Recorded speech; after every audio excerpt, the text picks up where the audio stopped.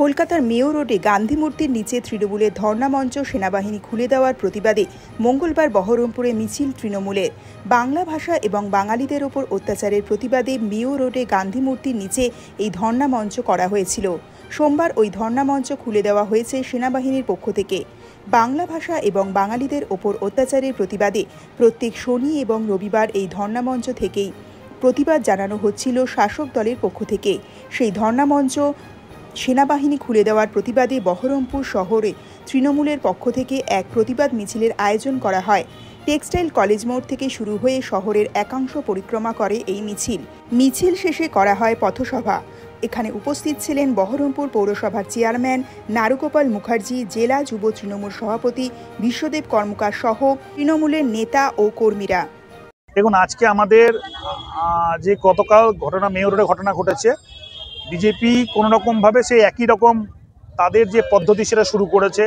ED সিবিআইতে তাদের একটা hidden agenda ছিলই, তার সঙ্গে আমাদের সেনাবাহিনীকে কালকে মেয়ো রোডে যে মঞ্চ হচ্ছিল বাংলা ভাষাভাষীদের উপর যে অত্যাচার হচ্ছে সেই আন্দোলনকে আরও বেশি সাউন্ড করতে, কারণ এই আন্দোলনের একটা মর্যাদা পেয়েছে এবং সুপ্রিম কোর্ট সেন্ট্রাল গভর্নমেন্টকে কোশ্চেন করেছে যে তোমাদের কিসের ভিত্তিতে যারা বাংলা ভাষায় কথা বলে তাদেরকে বাংলাদেশি বলে বাংলাদেশে পাঠিয়ে দিচ্ছে। অর্থাৎ এটা একটা সুরক্ষার ব্যাপার, এটা একটা দেশীয় নাগরিকের ওপর একটা সংবিধানের ওপর আঘাত আনছে। যখন আন্দোলনটা তৃণমূলের যখন সোচ্চার আন্দোলনে এগুলো যখন বেশি করে আরও বিজেপির যে মানুষটা এক্সপোজ হচ্ছে, সেই সময় দাঁড়িয়ে হঠাৎ ধর্ণা মঞ্চে ওখানে আমাদের তারা তো আমাদের সম্পদ, দেশের জওয়ান, তাদেরকে পাঠিয়ে ওইখানে একটা প্যান্ডেলটা ভেঙে দিচ্ছে। তো এইগুলো অসভ্যতাম না? একটা প্যান্ডেল ভাঙতে কোনো সেনাবাহিনী লাগে? এখানে প্রপার প্রোটোকল মেনে আমাদের নেত্রী মমতা বন্দ্যোপাধ্যায় তার ধর্ণা মঞ্চ তৈরি করেছেন এবং কলকাতা জানেন আপনার স্টেট গভর্নমেন্ট, পশ্চিমবঙ্গ সরকারের কর্পোরেশন আপনার তৃণমূলের, অর্থাৎ তাহলে যে প্রোটোকলগুলো আছে সবটাই তো মেনটেন করেই সেই ধর্ণা মঞ্চ করেছে। সেটা কতটা রাস্তা কপাই করতো।